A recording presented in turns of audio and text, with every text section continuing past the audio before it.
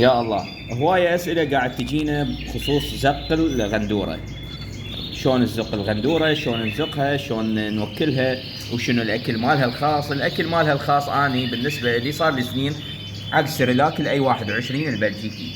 سيرلاك أي 21 البلجيكي تحطه بالمي، تسوي هاي الخفية مالته، لا ثخين ولا خفيف. طريقتين للزق، طريقتين. أنا أستخدم السرنجة. هاي السرنجة تسحبها وتجيبها على الطير.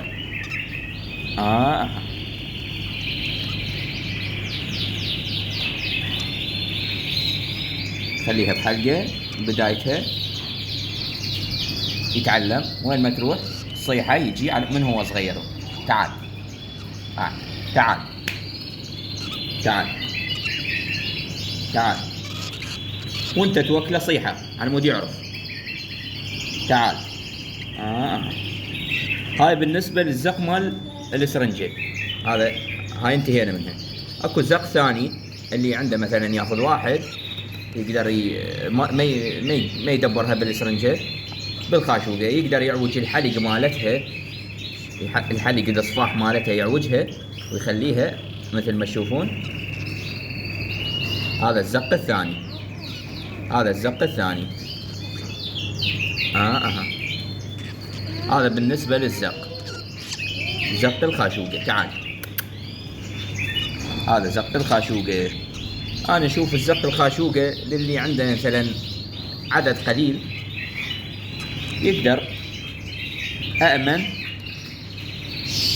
من النيدل، لأن النيدل بس سهل الاختصاص ويعرف شلون يزق بيه. هاي الخاشوقة هيجي تقدر تعوج الشفة مالتها وتوكله.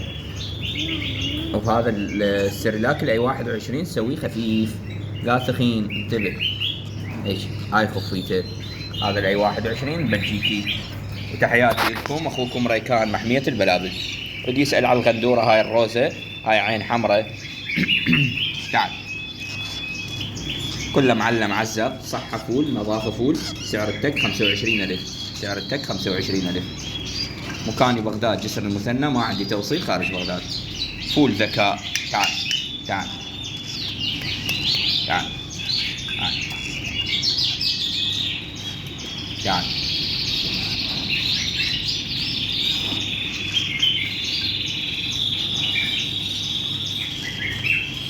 تحياتي.